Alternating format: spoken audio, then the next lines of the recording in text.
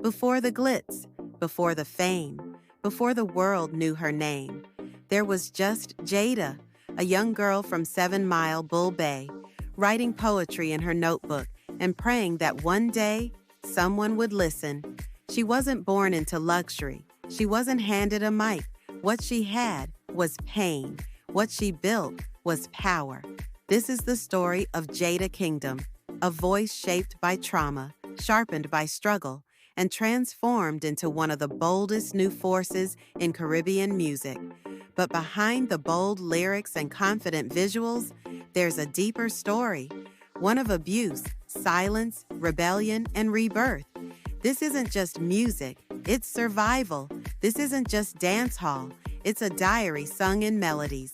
Jada Kingdom was born as Jada Ashanti Murphy in 1998 and raised in 7 Mile Bull Bay, a rural and often overlooked stretch on the outskirts of East Kingston.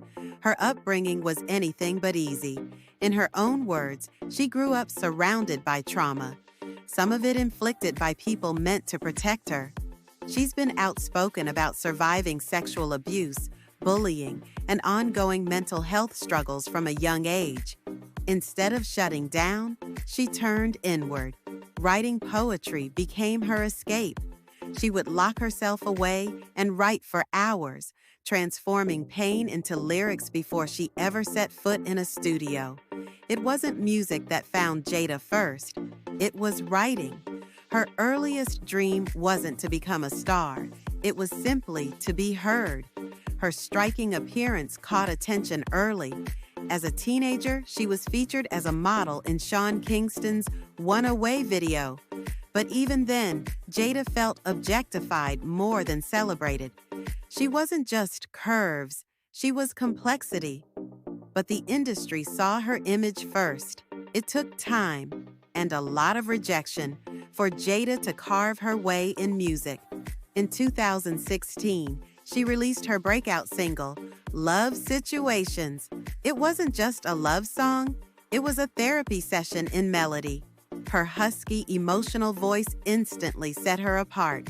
In a genre often dominated by bravado and party anthems, Jada came with heartbreak, disappointment, and longing. And people listened. With rising fame came pressure, expectations, exploitation. Jada signed with a label early in her career, a decision that would both elevate and confine her. The industry didn't always know what to do with someone like Jada. She wasn't just a dancehall artist. She sang, wrote, fused genres. She talked openly about depression, about sexual abuse, about not feeling feminine enough in a body people sexualized.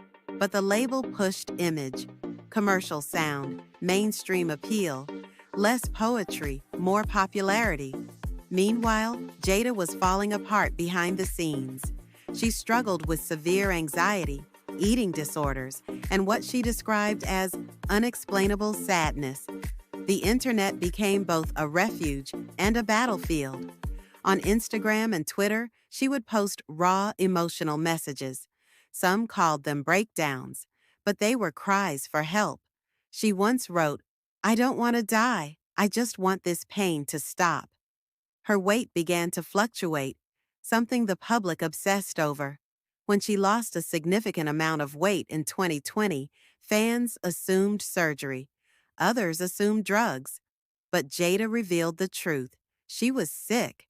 Her mental health had deteriorated so badly that she couldn't eat, couldn't sleep, couldn't function. Still, the industry wanted music. She released Win, a single that felt like both a declaration and a plea. The chorus, filled with yearning, carried lines like, "Mi hafi win, micha fail." She wasn't singing to the charts. She was singing to herself. In 2021, Jada relocated to the United States. It wasn't just a career move, it was a reset. Away from Jamaica, she was free to experiment with sound, expression, and collaborations. She linked with New York and Miami-based producers who embraced her R&B influences. Tracks like Green Dreams, Best You Ever Had, and Next Time moved away from dancehall entirely. embracing lush instrumentation and raw emotional depth.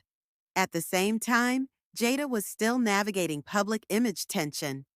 In a brief but fiery online feud with UK artist Stefflon Don, both artists threw subliminal shots.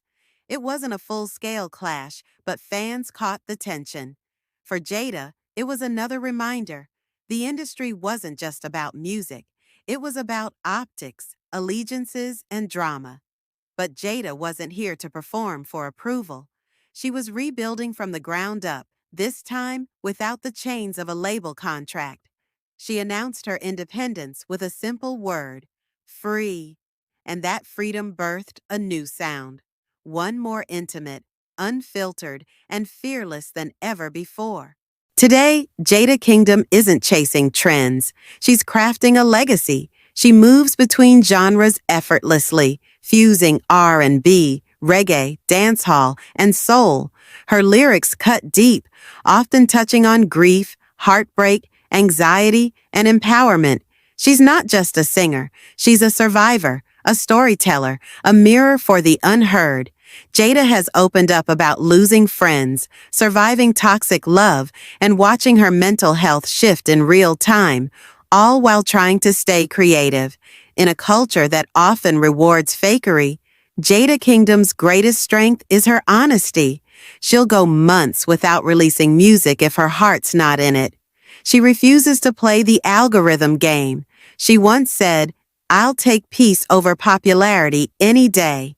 And that mindset is exactly what's earned her respect. Fans don't just like her songs, they feel seen by them.